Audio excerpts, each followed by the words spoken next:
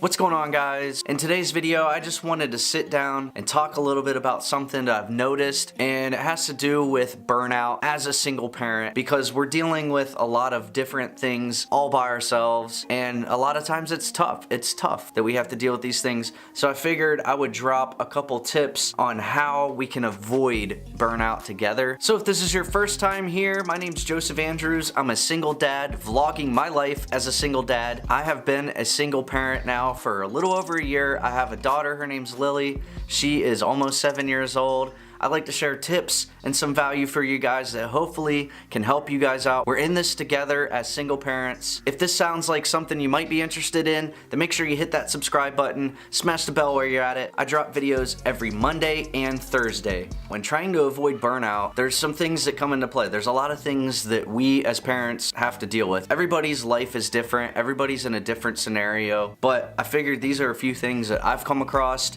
that I'd like to share with you guys that we can probably relate on. So the first thing I wanted to talk about is I work a 9-to-5 job, Monday through Friday, pretty much 9 to 5. I get home, I gotta pick Lily up from daycare by 5:30 at night. I get home, she's hungry, I'm hungry, and we gotta figure out what we wanna make for dinner. So by the time I get home, a lot of times I don't even change out of my work clothes, which a lot of you probably can relate to that. When I get home, I make dinner. It's hard enough to try to find out what a 7-year-old wants for dinner because she's very picky when it comes to food. So that could take a lot of time to try to figure out. Sometimes there's some bickering and whining and stuff like that. We all know that's how it is. A way to help fix that, I think, and avoid going through that every day, that same routine every day where you come home and you gotta make dinner, try to plan out what you wanna eat ahead of time. I think that's a good way to avoid it.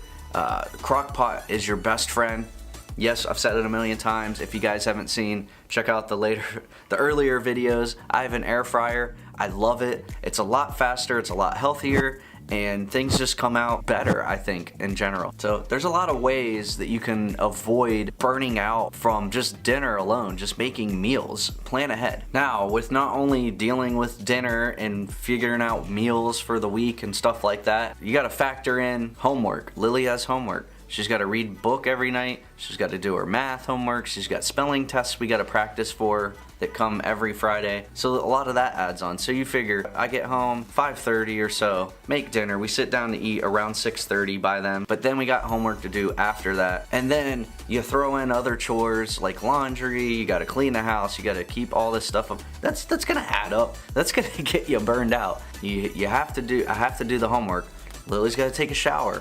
I gotta take time to take a shower. You gotta find all this stuff out. So I think the best bet on finding out how you can avoid the burnout from that is basically set a schedule. Plan ahead, set a schedule, figure out times where you already know everything for the most part, everything that's gonna happen on a day-to-day basis. All right, so we've talked about dinner, meals, planning out dinner and meals. We talked about, various things like showers. It depends on what time you work and everything like that. So basically, the biggest thing we've talked about is planning. You wanna schedule things dependent upon what you have in store for each day. So let me know real quick in the comments below, do you even schedule? Do you plan out your day? Do you plan out your week or month or anything? Do you use your phone? Do you have some kind of calendar hanging up where you write things down? Let me know in the comments below real quick. All right, so the next thing I wanted to talk about is obviously depending upon the age of your child or children. Lily's 7 years old, so I think it's a good way to make her more of an independent person because she's at that age where I do the laundry, I'll fold everything up, I'll put all her clothes in a pile, and then I will get her to come in and grab the stack and take it in the room. So that kind of teaches her a little bit of a responsibility, and it helps me out at the same time. It saves me a lot of time. And I teach her, separate your pants with your shirts and your underwear and everything. You got to teach them once, maybe remind them once in a while, but other than that, they remember, and then she's immune to that. She's used to that. You're getting the help for less stress for you, less burnout and everything to avoid. But at the same time, she's learning. There's a lot of things they can learn. Get the kids to help you put the dishes away. Sometimes in the beginning when they're first learning, I don't know about you guys, but for me, it's a little frustrating because, they're taking their time. They don't know where everything is, and they're just learning. So you have to be patient, of course, while you're teaching them with everything. Now, I'm not the greatest teacher in the world.